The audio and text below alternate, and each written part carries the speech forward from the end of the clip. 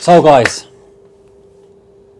I'm currently doing a podcast in my bedroom in Bali. I did go to a podcast studio the other day, and the podcast studio I went to had the exact same camera that I'm using, similar background. The only difference really is the dodgy chair I'm sitting on, the dodgy desk, and these two fellas. So I said I'd do it here instead. So if you hear any creaking from the chair or the table, I apologise in advance. But let's get into it. So this podcast is going to be all about having the ability to go from unstable to stable, okay, emotionally. Because any decent coach that invests into their education knows recipes on Instagram, fakeaways, how to make the perfect oats, McDonald's from home, chicken dipped into flour then into cornflakes can help slightly, but trust me when I say this, that isn't the reason why you're not getting into shape. The reason why you're not getting into shape is you can't manage getting out of an unstable situation, environment, to a more balanced, stable environment. So if you think about it, right? Look, you take these two guys, right? This guy and this guy. Talk about this guy first. This guy is unstable. He is insecure. He makes poor choices. Doesn't make logic decisions.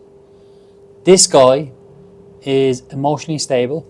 He can make better logic decisions because he's more emotionally stable. He's more secure. Who do you think is going to achieve success more likely in a fat loss phase? Unstable or stable? Exactly. Obviously, I know your answer because it's just obvious. And I always get questions. Not always. I get frequent questions. Let's say, and it's always similar questions. What's the best foods to eat? What's the best meal plan to follow? How do I achieve my fat loss goal? How do I stick to it more? How do I be more consistent? How do I improve my lifestyle? How do I become more confident? And to be honest, a better question you need to ask yourself is, how can I become more stable in my mind? Because the more stable you can become in your mind, the better decisions you're going to make, the more confident you're going to be, and the more likelihood of you sticking to the plan. Because when you're more stable and whatever life throws at you, you can manage. Because shit's going to happen, okay? You're going to have stressful days in work. You're going to be out with friends and they're going to pressure you into drinking more alcohol when you know that you only want to have 3 or 4 drinks. So you need to be able to manage that, and you need to be in a stable frame of mind to do so. So that is so important, because when people come to me, and like for me, obviously they need to achieve their goal, but I want to make sure that they're happy, they live a better quality life, and that comes from managing the fluctuations from being unstable to stable, okay? Because at the end of the day, you could go to the best coach in the world, right? You can go to the best coach that has the best results. But if you're somebody that is in an emotional state, more often than not, you react to stress poorly, you're sleeping poorly, you're erratic, you're not going to stick to it. It doesn't matter how good the systems are. It doesn't matter how good the plan is in place. course, you need the right systems in place to achieve your goal more often than not. But you also need the right person in the right frame of mind as well. Okay? Like, I'm going to be honest, there's more chance of somebody getting a result that's in a better frame of mind, more stable, with a poor plan, than there is somebody that is in a poor frame of mind that's unstable with a good plan. It's just the way it is.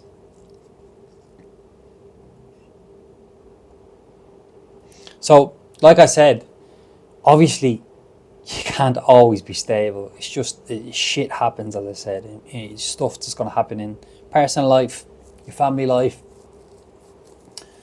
work, changes in everyday life. But the best advice I can give to somebody, and I said it at the start of this podcast, is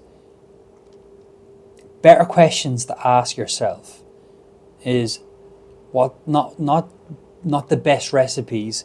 The best question you need to ask yourself is, how can I become more stable? How can I become more secure in my mind? Because that's what's going to drive the result. That's what's going to drive the result to be more successful. So, for an example, you need to have plans in place that hurdles, barriers, whatever you want to call them, will eventually happen. So, for an example, you work 9 to 5 and you're constantly stressed out or stressed up to your eyeballs. You're constantly stressed. You're coming home, you're absolutely wiped. You come home, at the back of your mind, you know you need to lose a little bit of weight. You're losing the run yourself. You get home, that's the last thing you want to do is train. So what do? You order God knows what on Deliveroo, McDonald's, Pizza Hut, you name it. If you can't come up with managing your environment or managing certain situations, you're always gonna struggle, and the likelihood of you achieving the goal is slim. So, obviously I can't determine on what exactly could cause issues in work. It could be something from maybe you're just not organized, you're not hitting sales targets, you're not prepared for the day, and then you're trying to cram everything at the end of every day. You don't hit deadlines because you're unorganized. That's stress that you've likely caused. And if you're not planning to manage your day right, you're not planning to, when you are stressed, what to do to pull yourself out of it. Like I said, you're just making things a lot harder for yourself. And forget a fat loss goal for a minute. You're going to stop enjoying day-to-day work, if I'm honest. So you need to be able to have a plan in place for hurdles, barriers, and essentially just manage your environment. And I don't want to speak for too long because I don't know how long this camera is going to go on for. Stop looking at what are the best recipes to cook and start focusing on the areas that are pulling you away from your goal. So if you're highly stressed all the time, that needs dealing with. If your sleep is shit and you're waking up tired, that needs dealing with. Because when you wake up tired, that's going to give you more. When you wake up tired, the likelihood of you indulging in rubbish is going to heighten. So there are areas you need to focus on: your sleep, your stress, your friend group, your family. All these areas need to be managed to ensure that you want to achieve the outcome in your fat loss goal and life. So I'm just going to leave this here. It's going to be real short. Stop focusing on the best recipes, the best diet plans, the fastest way to lose 10 kg, and start focusing on the areas that are causing you to be in unstable an unstable mind frame. Okay, and I'll just leave it at that. So hope everyone's having a good evening or day, and I'll leave that here.